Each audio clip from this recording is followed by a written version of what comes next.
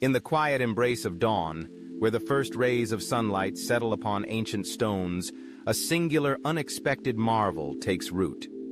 A small bonsai tree, its verdant leaves shimmering against the gray, unyielding surface of a time-worn rock. This image, striking in its contrasts, offers not just a lesson in nature's persistence, but a meditation on the spirit of resilience that has inspired thinkers for generations. The story we will unravel is one that echoes the timeless wisdom of ancient Western philosophy. A story where a European wanderer, tested by adversity, becomes both witness and participant in a lesson as enduring as the mountains themselves. Picture, if you will, a solitary traveler, a man born in the heart of Europe, shaped by its windswept valleys and towering cathedrals, yet restless beneath their shadow. He has wandered far, bearing the scars and hopes of a life spent seeking meaning. His path brings him to a sheer cliffside, where the world seems carved by the hands of fate itself. Here, nestled improbably among the jagged edges, is the bonsai, rooted in solid stone, its existence seemingly defying reason and natural law. The traveler stops, his breath caught between wonder and disbelief. How, he asks himself, can something so fragile survive in a place so utterly inhospitable? The rock, cold and indifferent, is no nurturing garden. Rain is sparse, and the wind tears mercilessly across the peak. Yet, the bonsai lives. More than that, it thrives, its limbs twisting purposefully toward the sun, leaves glinting with an understated joy. In this moment, the traveler is reminded of the teachings of the Stoics, those ancient philosophers who believed that the path to virtue lay not through comfort, but through the steadfast embrace of hardship. Like the bonsai, a person cannot choose the circumstances into which he is thrown, but he can choose how to respond. The Greeks spoke of the logos, a guiding principle that shapes the chaos of the universe into order. The Romans extolled the virtue of endurance, of facing what must be faced with serene courage. And what, the traveler wonders, is this little tree, if not a living embodiment of these ideas? As the winds howl and the shadows lengthen, memory guides the traveler deeper into reflection. He sees himself in the bonsai, a youth full of dreams, a man weathered by disappointments, always navigating the tension between aspiration and reality. He remembers days when he, too, felt planted in barren soil, when opportunities seemed distant, when the coldness of society and the indifference of fate quelled lesser ambitions. Yet within him there remained a stubborn desire to grow. This desire, to persevere despite adversity, is a lesson repeated through the annals of Western thought. Socrates, sentenced to death for insisting on the life examined, never relinquished his search for truth. Marcus Aurelius, beset by war and personal tragedy, recorded in his meditations that a flourishing life comes not from escaping difficulty, but by engaging with it fully, transforming each hardship into an opportunity for wisdom and strength. In this lineage, our traveler finds kinship with both the philosophers of old and the silent bonsai, each a testament to the power of an indomitable will. The bonsai cannot complain of its predicament, of the thin slivers of soil, the sporadic moisture, the exposure to relentless elements.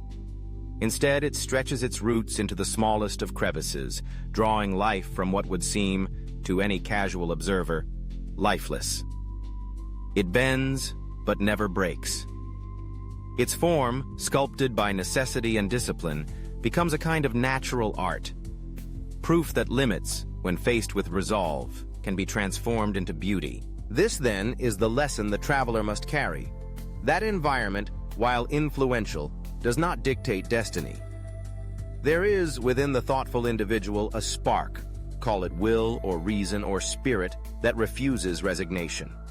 Like the bonsai, it seeks light amidst darkness, possibility amidst constraint. Days pass as the traveler sits by the bonsai, observing the rhythms of its existence. He notes how, when the rains finally come, the tree is ready, its roots poised to soak in every drop. During droughts, it conserves energy, reducing its outward growth but never surrendering the drive to live. Its leaves, small but vibrant, stand as emblems of economy and resilience, a daily affirmation that to endure is, in itself, a kind of victory. In quiet contemplation, the traveler recalls the words of the philosophers. Epictetus, once a slave, who taught that freedom lies in our response to circumstances, not in the circumstances themselves. The bonsai, too, is the subject of fate's whims. Unable to move or reshape the stone that surrounds it, yet it creates purpose within the space that is given. The wind, once thought of as an adversary, begins to seem like a sculptor, pruning, pressing, yet ultimately shaping the tree into its most authentic form. The traveler realizes this is equally true for himself.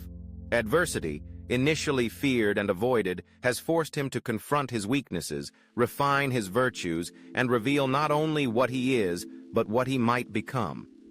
Hardship, then, is not a force that seeks to destroy, but a partner in the crafting of character. One evening, as dusk falls and the mountain is bathed in a soft golden haze, the traveler rises.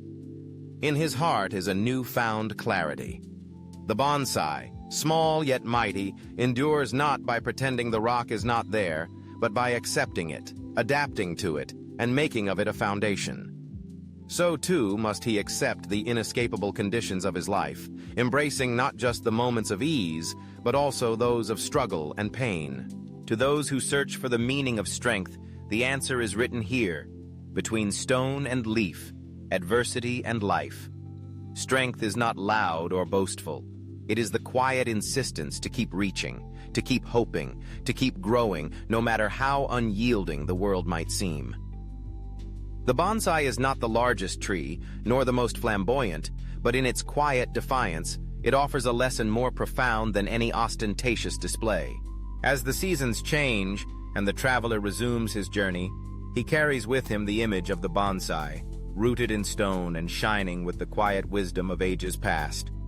He knows now that wherever his path might lead, whether into valleys lush and generous, or onto cliffs barren and forbidding, the true measure of his life will not be written in the softness of his circumstances, but in the resilience of his response. The world, he understands, is indifferent, often harsh. Fate will scatter hardship and sorrow as freely as sunlight and rain. But within each person is the capacity to choose, moment by moment, what meaning to make of it all. Like the bonsai, greatness is not found by evading hardship, but by allowing it to strengthen discipline, clarify values, and awaken creativity. The traveler, in his heart, thanks the Stoics and their ancient wisdom. He reflects on the paradox they so often revealed, that the things most feared, difficulty, loss, limitation, can become the very sources of contentment, provided they are faced with open eyes and a willing spirit. For as the old philosophers said, the obstacle is the way. Within the stone lies soil, within adversity, a hidden gift. Years pass. The traveler, now older and wiser, shares the bonsai's lesson with others he meets along the winding road. He tells of the little tree, barely noticed by those in a hurry, which became his greatest teacher.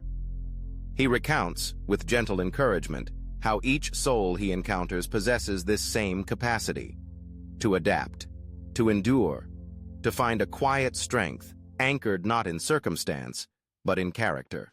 He encourages listeners to look for their own stones, the circumstances that constrain, the hardships that challenge, the limits that seem insurmountable.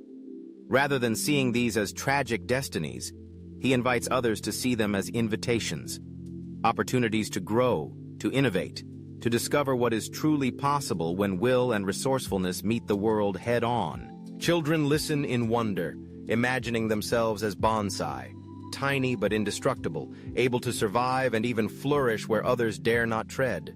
Adults, wearied by the burdens of life, rediscover hope. They realize that it is not only heroes who are forged in adversity, but each and every person who, in facing the difficult, finds new strength and meaning. And so, the story ripples outward. Across fields and forests, cities and villages, people repeat the words, inspired to search for their own stones, and to measure themselves not by what comes easily, but by how they respond when nothing is easy. The traveler, in his final days, revisits that mountainside to find the bonsai once more. The rock remains, weathered and ancient, bearing silent witness to centuries of change.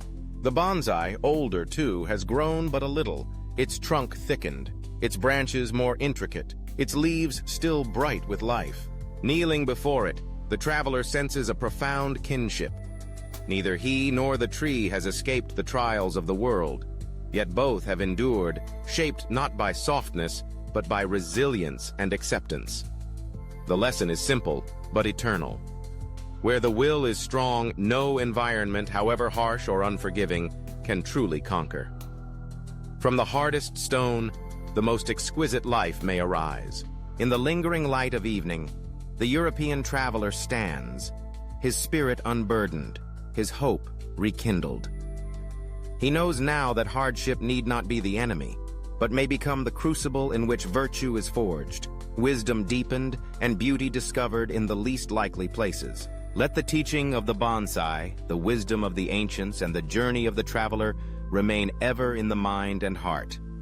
That adversity, met with a clear gaze and a committed soul, can be transformed, from obstacle to teacher, to the very ground on which greatness blooms.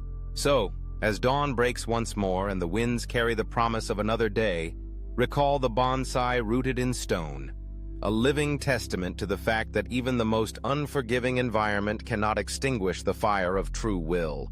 In your own life, as harsh winds blow and rocky paths await, remember, it is not ease that defines you, but the spirit with which you endure, adapt, and ultimately thrive.